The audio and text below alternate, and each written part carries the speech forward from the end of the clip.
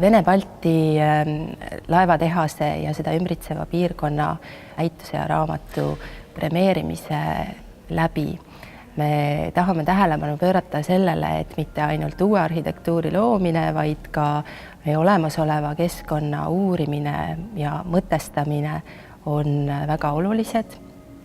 Ja see on suur töö, mis ühelt poolt muudab meile arusaadavaks ja mõistetavaks tööstusarhitektuuri pärandit, aga ka 20. sajandi alguse elukeskkonda, aga väga sümpaatne on see, et selle uurimisprojektiga on nad tulnud põhimõtteliselt tänapäevaste arenguteni välja.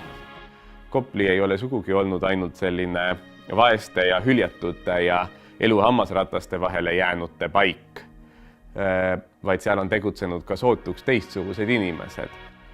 Nii et Kopli ajaloos on hästi palju selliseid võib-olla hilisemate raskete aegade kõrval varju jäänud kihistusi, mida aga tasub sealt ajaloo hämarustest uuesti esile tuua ja see võib-olla siis tegigi minu jaoks kõige põnevamaks selle maailma, et niivõrd palju siis selliseid vahvaid arhiiviavastusi selle kaudu avalikkuse ette jõudis.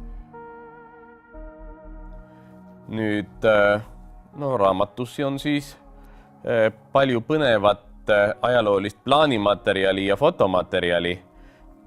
Üsna ehmatavad on ka pildid siis sellest tootmisprotsessist, kas või nendest mürskudest. Lisaks laevaehitusele seal avati ka lõhkemürskude, šrapnellide tootmise tsehh ja siin siis võib tõesti näha, kuidas nad siis neid tuhandeid mürskusid Esimese maailmasõja rinnete jaoks on siin tootnud ja see võtab ikka mõtlema kohe selle inimkonna kurjuse ja selle mastaabi ja selle lätete üle.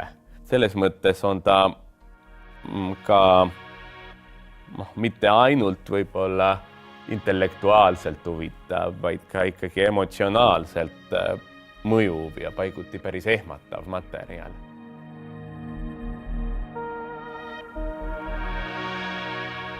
Mõned kaadrid mõjuvad niimoodi ühelt poolt natuke ehmatavalt või masendavaltki, sest see, mis seal on juhtunud, see, et seal on nii vähe sellest ajaloost järel, samas võib olla inspireeriv ka, et kuidas nüüd siis luua seal taas mingi ajaloost lähtuv, aga täiesti uus ja erinev ruumiline keskkond. Et keskkond muutub kõnekaks siis ja tähenduslikuks, kui temast midagi teada. Et kui nüüd praegu vaadata seda arendust, mis aktiivselt liinide alal käib, see ei sünni sinna mitte tühjale lehele, vaid see sünnib varasemate kihistuste kohale ja vahele ja see muudab selle keskkonna märksa rikkamaks. Aga kui lihtsalt inimene vaatab, et kusagil tänaval on mingisugused imelikud vanad majad, siis ei kõneta teda, et arhitektuuri uurijal ja ajaloolasel ongi see ülesanne muuta need inimese jaoks kõnekaks.